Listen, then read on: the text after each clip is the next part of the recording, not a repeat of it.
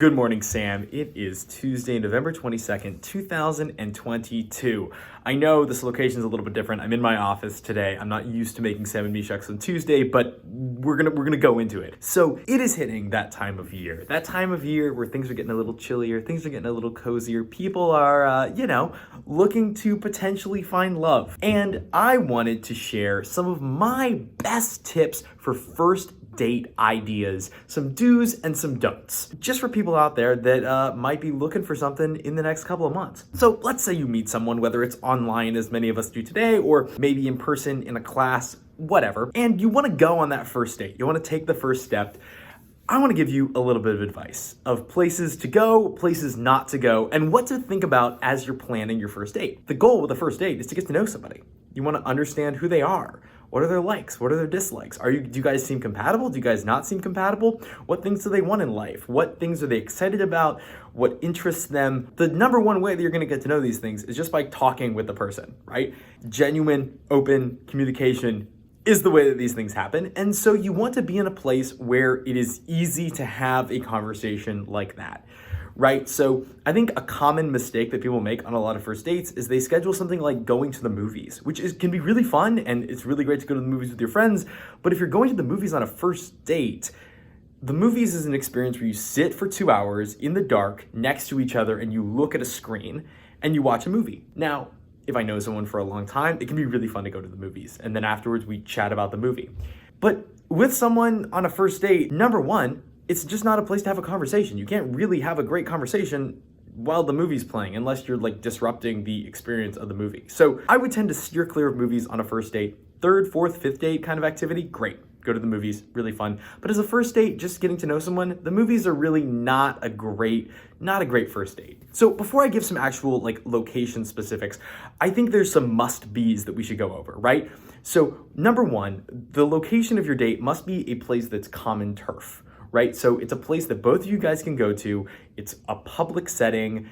You want to feel safe on the date, right? So suggesting somewhere in public that you can go is a great place to start. So number two, you want it to be an easy out, but also an easy stay. So what do I mean by that, right? So let's say you're on the date, you're in 30 minutes and you're like, this is not going anywhere. I'm getting nothing out of this. There is no sparks. There's no connection. You want to be able to leave without that being super, super awkward.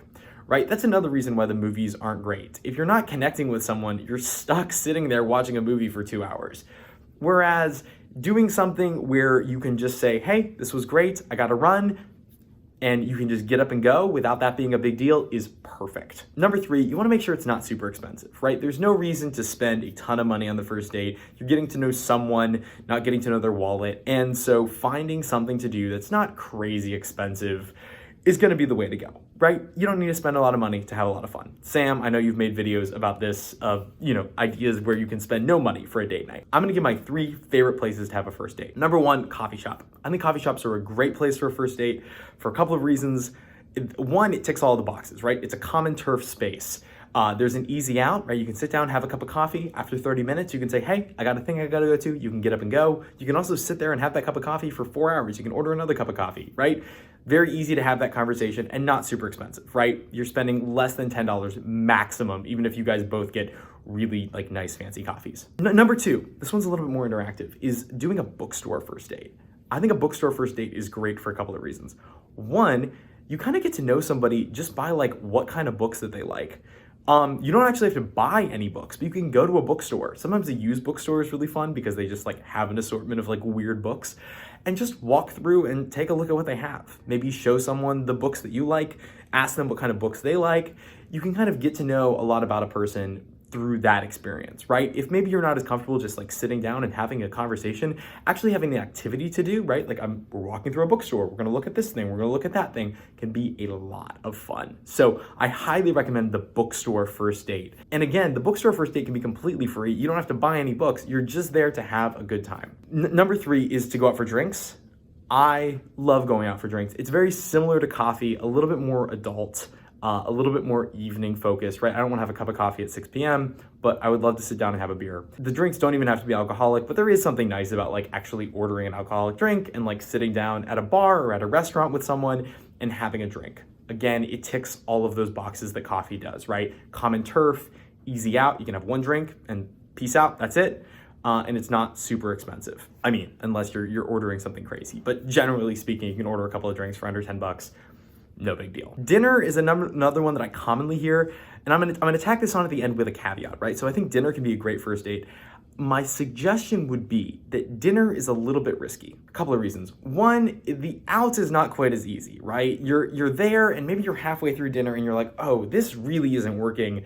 I've committed to like at least finishing this meal with this person. I don't know, things can get awkward there. Two, it's a little bit more expensive, right? A little bit more expensive than just coffee or drinks. But I think the dinner date works great, in particular if this is someone you already know, right? So maybe you guys were friends, you realized, hey, I think there might be a spark here. We can sit down and have dinner. At least we're friends. We know we can have a conversation. We know that's gonna be okay. And we're just sort of recontextualizing our relationship in a more romantic way. So I've done that with people, and that's been a great way to kind of start potentially a romantic relationship with someone that I'm just previously just platonically friends with. To end this video off, I wanna give a couple of red flags. Number one, don't invite them to your place. If you are, unless you're explicitly looking for a hookup, if you're having a first date, do it in a common location to both of you. Don't invite them to your apartment. Don't invite them to your house. That can happen second, third, fourth date. And always offer to pay, right? Whether you're the guy or the girl, you should always offer to pay for the date. If you suggested the date, you should definitely offer to pay. That is 100% on you. For anyone experiencing a first date, I hope that was some helpful advice, and good luck on your date.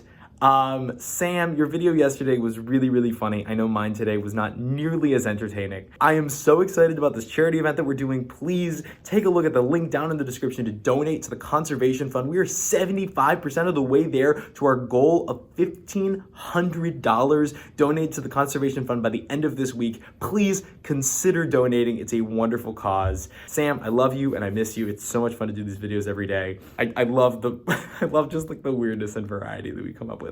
Anyway, Sam, I'll see you tomorrow.